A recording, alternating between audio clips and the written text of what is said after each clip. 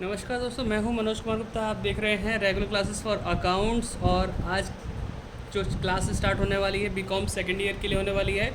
Cost account Swati प्रकाशन से इस बुक से आपकी क्लास स्टार्ट होगी। और तो कॉस्ट अकाउंट का chapter number 5 material control concept and technique ये समझाएंगे आपको। मटेरियल कंट्रोल, रॉ मटेरियल जितना भी होता है यूज़ हमारे सामान को बनाने में, उसके लिए पहले हमें ध्यान रखना होता है कितना सामान मंगाया जाए, कैसे कैसे मंगाया जाए, कितना यानी उसका लेवल क्या होगा, उसके बारे में जानना ज़रूरी है। तो उसके बारे में जानने के लिए कुछ मैंने रूल्स लिखवाए हैं, तो आप भी देखिए और इन्हें नोट डाउन कर लेना जो इस समय वीडियो देख रहे हैं। ठीक है। मटेरियल चैप्टर का पहला है रूल इसमें रीऑर्डर लेवल। शायद उम्मीद कर रहा हूँ दिख रहा होगा आपको क्लियर। ठीक। Reorder level, maximum rate of usage into maximum lead time, ये बुक में भी मिल जाएंगे आपको। ठीक है। तो रीऑर्डर लेवल एक ऐसा लेवल होता है जब हमें लगता है कि सामान ऐसी कंडीशन में पहुंच चुका है गोदाम के अंदर कि अब आपको लगता है अगला ऑर्डर मंगा देना चाहिए।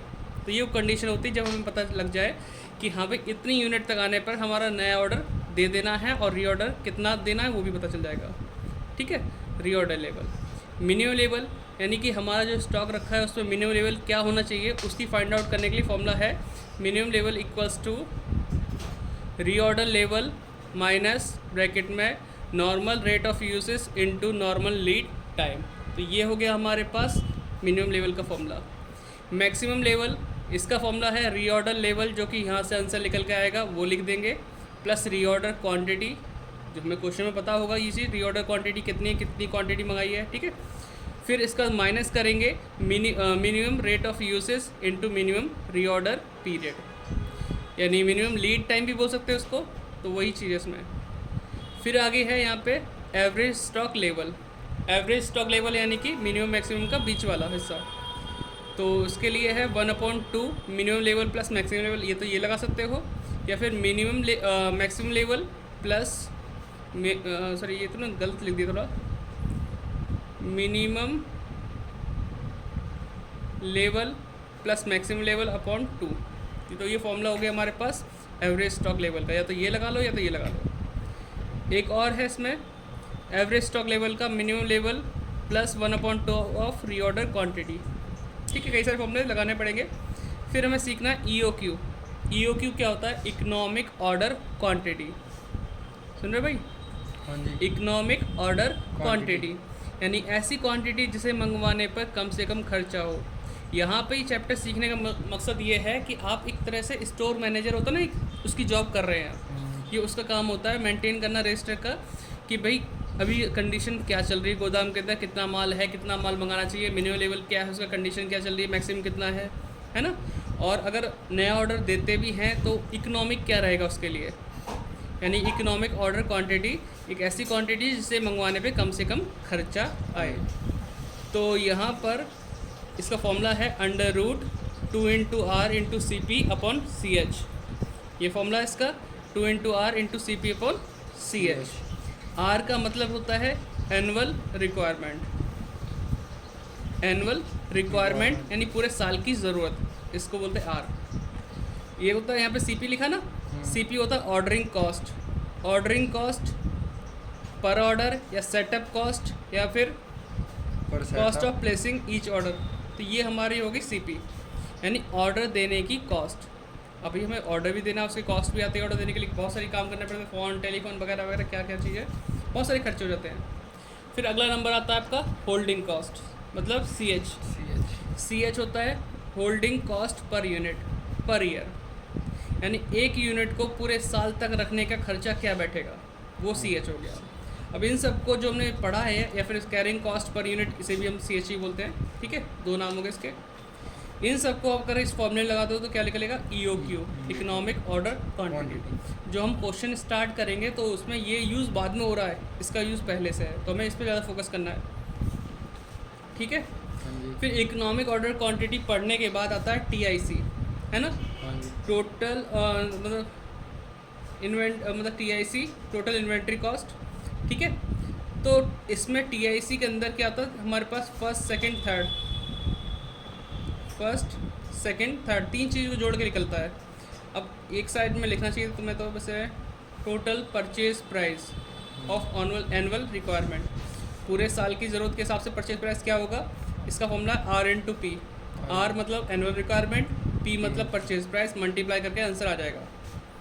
फिर अगला पॉइंट है इसमें total ordering cost per annum, तो R upon Q zero into C P, R upon Q zero into C P.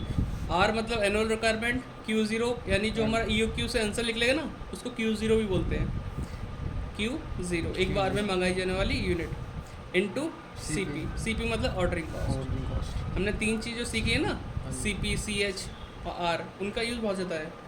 अब total carrying cost, carrying cost मतलब जो माल को हम रखते हैं गोदाम में उसकी टोटल कॉस्ट क्या आती है पूरे साल की, Q zero upon 2 into C H. ठीक है, अब हमारे यहाँ पे कुछ आंसर लिख लेगा, उसे मैं ऐसी कट मार के दिखा देता हूँ। कुछ ना कुछ अमाउंट होगी, यहाँ से आंसर लिख लेगा, फिर यहाँ से आंसर कुछ ना कुछ लिख लेगा, तो तीनों का जोड़ देंगे तो क्या आ जाएगा, टोटल इन्वेंट्री कॉस्ट, TIC। ठीक है, आगे का काम यहाँ पे बाद में यूज़ होगा इस चीज़ का, वैल्यूएशन ऑफ क्लोजिंग स्टॉक निकालने के लिए। तो फीफो मेथड भी यूज़ करेंगे, first in first out, LIFO last in first out, HIFO highest in first out. इसे नोट डाउन कर लेना जो वीडियो देख रहे समय, बाद में काम आएगा इसका। और सिंपल एवरेज मेथड, ठीक है, इसमें एक और होता है वेटेड एवरेज मेथड, शायद हमने नहीं लिखा, वेटेड एवरेज मेथड। तो रजिस्टर्ड मैसेज जो लिखा है इसमें काफ़ी चीज़ छोड़ दी तुमने। एक डेंजर लेवल, हमारे क्वेश्चन बार बार यूज़ होगा डेंजर लेवल, इसके लिए फॉर्मूला है average daily requirement into time sufficient. फिर है डेली कंजप्शन निकालने का फॉर्मूला, ठीक है, डेली कंजप्शन क्या है, रीऑर्डर लेवल इनटू लगा रखा, क्या लगा रहा तुमने, ये रजिस्टर मेरे वाला कहाँ है। तो बच्चों यही है हमारा reorder level minus minimum inventory upon time आएगा। इसमें डेली सॉरी एवरेज इन्वेंट्री निकालने के लिए फॉर्मूला ये है, जिसमें मैंने यहाँ लिख रखा है minimum inventory plus lot size upon 2, यही फॉर्मूला यहाँ पे लिखा हुआ है। तो ठीक है, आप ये नोट डाउन कर लेना। अब इसमें एक क्वेश्चन करके दिखाते हैं आपको, फर्स्ट क्वेश्चन कैसे होगा, ठीक है, इसे रखते हैं। तो यहाँ देखो कि यहाँ पे पहला क्वेश्चन है हमारे पास पेज नंबर 5.26 पे, a company purchases 18,000 unit of raw material at the rate 15 rupees per unit to meet its annual requirement, entire annual requirement. यानी एक कंपनी है जो परचेज़ करती है 18,000 यूनिट, कितने रेट से, 15 रुपये के रेट से, पूरे एंटायर एनुअल रिक्वायरमेंट मतलब पूरे साल की ज़रूरत को पूरा करने के लिए। यानी उसकी पूरी साल की ज़रूरत कितनी है, 18,000 यूनिट। रेट कितना पे कर रही है, 15 रुपये।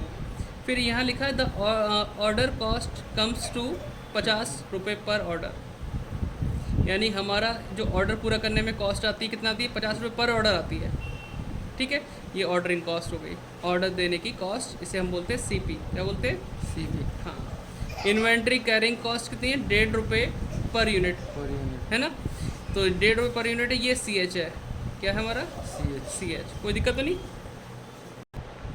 तो हमारे इस क्वेश्चन के अंदर अगर आप देख पा रहे हैं, ठीक है, तो इस क्वेश्चन के अंदर यहाँ पर हमें कई सारी चीज़ निकालनी है।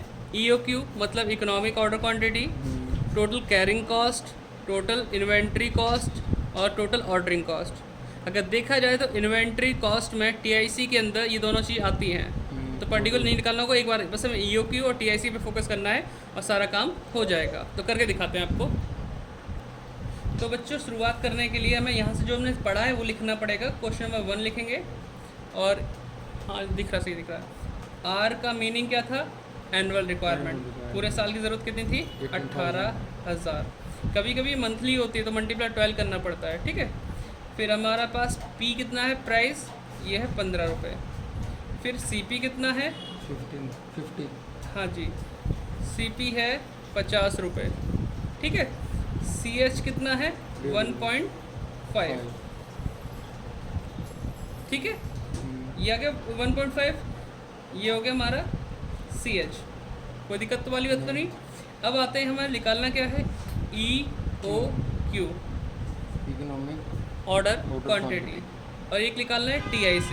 अच्छा और भी चीज़ है वो सब अपने आप लिख लेंगे, पहले ये सब निकालेंगे। तो इकोनॉमिक ऑर्डर क्वांटिटी का फॉर्मूला लगाते हैं EOQ, स्क्वायर रूट हाँ under root 2 into R into CP upon 2 CH। CS। इसमें यह है, कोई बात नहीं, नया नया फर्स्ट डे आपका। तो 2 इंटू आर कितना था 18,000 इंटू CP कितना था 50 अपॉन CH कितना है 1. ठीक है 1.5 हो गया। अब इन सब की मल्टीप्लाई डिवाइड करें जो आएगा उसे लिखते हैं अंडर रूट के अंदर। ठीक है तो 2 इंटू 18,000 इंटू 50 जो आएगा उसे 1.5 से डिवाइड करेंगे और ये आ गया हमारे पास। ठीक है 12 लाख आ गया। अंडर रूट अब यहीं दबा देना है, अंडर रूट दबा दिया, आपका आंसर आएगा 1095.44। ये 0.44 50 से कम है। मीनाक्षी देर देखिए, तो ये जो अंडर रूट निकाल के आया था हमारे पास 1095, ये अब इसे 44 है, ये 50 से कम है तो इसका राउंड ऑफ करके आएगा 1095। अगर ये 50 से ज़्यादा होता तो 6 करना पड़ता है ना, 50 भी होता तब भी 6 करना पड़ता, उससे कम है तो छोड़ देते से। तो EOQ को हम शॉर्ट फॉर्म में क्या बोलते हैं Q0, ये हमें दे रखा है। ठीक है लेकिन एक इसे बोलते हैं एक ऐसी क्वांटिटी जिस पे TIC हमेशा कम से कम होगी। फिर आगे से तो अब यहाँ देखते हैं अगला जो हम पार्ट करेंगे, फर्स्ट पार्ट हो गया, सेकंड पार्ट हमारा आएगा TIC मतलब टोटल इन्वेंट्री कॉस्ट। इसका फर्स्ट पॉइंट होता है टोटल परचेज प्राइस, है ना, इसका फॉर्मूला है R/P। फिर दूसरा है हमारे पास टोटल ऑर्डरिंग कॉस्ट। नंबर 3 होता है टोटल कैरिंग कॉस्ट। तो पैर दूर रखना, हाँ तो सॉरी लगी। तो 3 चीज़ हमारे पास, टोटल परचेज प्राइस और यहाँ पे ऑर्डरिंग कॉस्ट, यहाँ पे कैरिंग कॉस्ट। इसका फॉर्मूला होता है R/Q0 इंटू CP। यहाँ होता है Q0/2 इंटू CH। तो इस तरीके से हो गया हमारे पास। अब इसे सॉल्व करेंगे। R/P, R कितना था हमारे पास, और 18,000 जो कि ऊपर दिख रहा है यहाँ पे, है ना। 18,000 इंटू P कितना है 15, एक आंसर यहाँ से रहेगा। R फिर से लिखेंगे 18,000 अपॉन Q0 मतलब ये 1095 को बोल रहे हैं, इंटू CP कितना है 50, है ना। और फिर यहाँ सॉल्व करेंगे Q0 1095 अपॉन 2 इंटू CH कितना है 50, CH 1.5। ठीक है इन सबको जोड़ने पे जो आंसर आएगा उसे बोलेंगे TIC, टोटल इन्वेंट्री कॉस्ट। ठीक है और जिसको अगर लग रहा है स्टार्टिंग मैंने कम समझाया है, स्टार्टिंग जो इंट्रोडक्शन था उसमें मैंने खास चीज़ें बताई हैं बिना। ठीक है बच्चों तो इसे सॉल्व करते हैं। 18,000 इंटू, तो ये होगा हमारा 2,70,000 मतलब। ठीक है फिर इसे सॉल्व करते हैं। 18,000 डिवाइड बाय 1095 इंटू 50, ये हुआ 821.91। ठीक है और इसका क्या है 1095 डिवाइड बाय 2 इंटू 1.5। ठीक है तो ये हो गया 821.25। इन सबको प्लस कर देते हैं, 821.91 और 2,70,000। तो ये आया आपका 27 दिख रहा है इसमें फोकस, हाँ 271,643.16। ठीक है मैं बोल रहा हूँ उसमें ध्यान देना 271643.16, ठीक है। कोशिश मेरी यही रहेगी एक क्वेश्चन की एक वीडियो बनाओ जिससे कि सेपरेट आप देख पाएँ, भले ही थोड़ी बड़ी हो जाए, एक और इसे अपलोड कर दूंगा। सेकंड क्वेश्चन देखो, अब मैं आंसर मैच करवाता हूँ कि हमारे सारे आंसर इसमें मैच हुए कि नहीं हुए, ठीक है। इधर रख देते हैं कैलकुलेटर। तो बेटा देखो यहाँ पे इसमें पूछा था EOQ, तो EOQ को 1095 है, हमारा 1095 आ गया। फिर पूछा था टोटल कैरिंग कॉस्ट यानी नीचे वाली लाइन, इसका था आंसर 821, तो 821 के आसपास आ रहा है कि 0.25 है वो, ठीक है। फिर है हमारा टोटल इन्वेंट्री कॉस्ट जिसका 271643 आ रहा है, हमारा 0.616 आ रहा है इसमें, है ना, कोई दिक्कत नहीं, 16 पैसे आगे। और दूसरे इसका लास्ट टोटल ऑर्डरिंग कॉस्ट का 822 है, तो 821.95 था, 91 था, तो 91 यानी कि 50 से ज़्यादा है, तो अप्रोक्सीमेट अपने आप आ गया 91 है ना, 50 से ज़्यादा। तो इसे आपको लिखते हैं तो हम लिखते 822, ठीक है। मैंने जितना आंसर है उतना लिखा है, राउंड ऑफ बाद में कर लेंगे क्योंकि TIC अंदर लिख रहे हैं। सारे आंसर मैच हो गए इसके अंदर। यही चीज़ हमें अगले क्वेश्चन में मिलेगी, ऐसे ही हम करते जाएंगे, ठीक है। तो आप इसे पढ़ो, अगली वीडियो आएगी आपके अगले दिन, ठीक है। आप भी प्रैक्टिस करना फर्स्ट क्वेश्चन के साथ और अपना रिवाइज करना, पीछे फॉर्मूले पढ़ना, जितना फॉर्मूले याद होंगे उससे अच्छा आपको सीखने को मिलेगा। तो नेक्स्ट वीडियो बनाते हैं कल के लिए, अभी आप इसे नोट डाउन कीजिए वीडियो को पॉज करके, और चैनल को सब्सक्राइब करना, वीडियो को शेयर करना, स्टेटस पर लगाना, व्हाट्सएप स्टेटस पे, जिससे कि आप जैसे और बच्चों की मदद हो सके। Bye bye.